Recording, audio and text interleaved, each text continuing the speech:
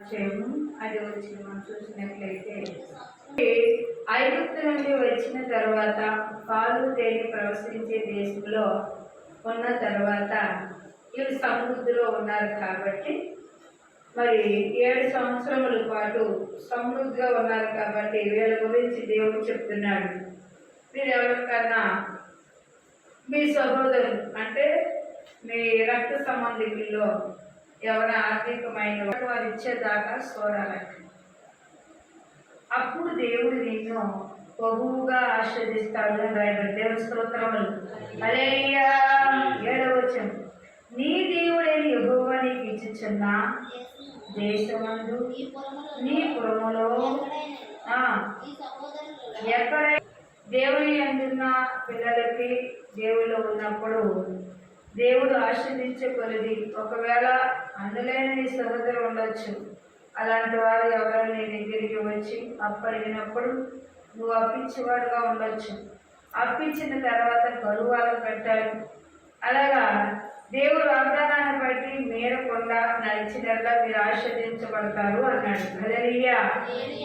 ఒకవేళ మీలో భేదవాడన్నా మీలో ఉన్నప్పుడు నీ గుండు కూడా నీ హృదయం కఠినపరచుకోకూడదు అన్నాడు.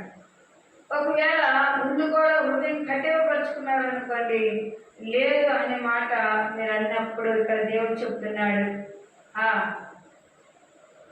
చూసిన దేవుళ్ళు అది భేదవాడు ఉన్నారు కదా అది దేవుడికి మొరపెట్టవచ్చు. ప్రభా మరి నాకు సహాయం చేయనైనా అతను అడిగినప్పుడు ఉన్నవాడు గుళ్ళకి వాగ్దానాన్ని బట్టి గుప్పుడు ఇవ్వకపోతే దేవుని యొక్క ఉగ్రత మళ్ళా కదా. దేవుని స్తోత్రములు. హల్లెలూయా. యెహోవా మొరపెట్టడానికి నీకు పాపము కలుగును. నీవు నిత్యంగా వాని ఎడని వానికి ఇచ్చుకుండక మనసు వికారము చేయకూడదు. ఇందువలన నీ దేవుడైన యెహోవా ఈ కార్యములన్నింటిలో నీవు చెయ్య ప్రయత్నించిన అన్నింటిలో నిన్ను ఆశీర్వదిస్తాను. హల్లెలూయా. హల్లెలూయా. ఎప్పుడైతే నువ్వు ఎదుగుచున్నప్పుడు ఆయన ఆశీర్దిస్తున్నప్పుడు ఇలా అందరికీ ఎలా చెప్తున్నాడు అంటే, మోషే నియమించిన ఆజ్ఞలు 10 ఆజ్ఞలు ఉన్న మాటలు ఆ వాక్యం అట ఇశ్రాయేలు ప్రజలకి మరి రాత్రి మనం విన్నాం. ఎవరు వారు అంటే ఇశ్రాయేలు ప్రజలు అనగా పాలు తేనె ప్రవశించే దేశంలో ఉండి మరి వారు దేవుడి తట్టు లేకుండా ఉన్నప్పుడు దేవుడు మరొకసారి యెహోషువతో దేవుడు తెలియపరుస్తూ కొన్ని సంఘటనలు బయలుపరిచాడు. 10 ఆజ్ఞలు ఎలా నడవాలి, ఎలా ఉండాలి, హెచ్చించబడినప్పుడు ఎలా ఉండాలి, వేరేవాళ్ళు వచ్చినప్పుడు నువ్వు ఎలా ఉండాలి అనే మాట మనం చూస్తే పిల్లల వాక్యం సెలవిస్తూ ఉంది. అందుకే ఇక్కడ అంటున్నాడు, నిన్ను నీవు దేశంలో నీ సహోదరులు దీనులను వేదులను అవసరం ఇప్పుడు పెట్టాలి.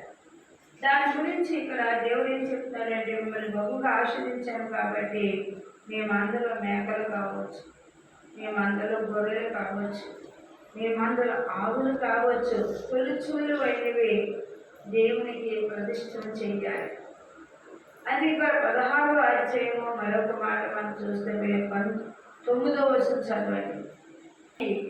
పండవల్ని మొదట వేసుకున్నది మొదలుకొని 7 వారములు లెక్కించి ఈ దేవుడిని యెహోవాకు వారముల పండుగ. ఆ ధాన్యం ముందు ఎక్కడ ఇవ్వాలి? మందిరంలోకి ఇవ్వాలి. ఆ మందిరంలో ఒక పండుగ దినంగా నీ ఒక ధాన్యము నిన్ను హెచ్చించాడు కాబట్టి ఆశీర్వదించాడు కాబట్టి ఆ ధాన్యం వచ్చిన తర్వాత నీ దేవుడు యెహోవా వారముల పండుగ అనుసరించడికై నీ చేతనైనంత శ్రేష్ఠ అర్పణ కూడా సిద్ధపరచవలెను. హల్లెలూయా. నీ దేవుడు యెహోవా నిన్ను ఆశీర్వదించిన దాన్ని నీకు ఇవ్వవలెను. అప్పుడు నీవును నీ కుమారులను నీ కుమార్తెలను నీ దాసులను నీ గ్రామంలో ఉన్న లేవీయులను నీ మధ్యనున్న పరదేశులను తల్లిదండ్రులు లేని వారును విధవరాలను నీ దేవుడు యెహోవాను తన నామమున స్థాపించడానికి ఏర్పరచుకున్న స్థలము నీ దేవుడు యెహోవా సన్నిధికి సంతోషించబడను. హల్లెలూయా. హల్లెలూయా. హల్లెలూయా. చూసారా ప్రియులారా, మీరు చేసిన పండుగ దినములు ఎలా ఉన్నాయి అంటే దేవునికి సంతోషపరిచేవై ఉన్నాయి. ఎవరు సంతోషం కావాలి? దేవునికి సంతోషం కావాలంట. దేవుని కనపరచాలంట.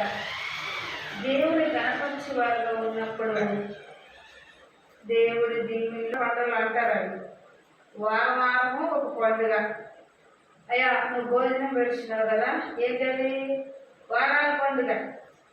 మరి ప్రభువు చెప్పాడు, ఒక వారం భోజనం ఒక 10 మంది వచ్చారనుకోండి, 10 మంది కాదు, నెల అంతా కూడా నువ్వే పెట్టేసుకో.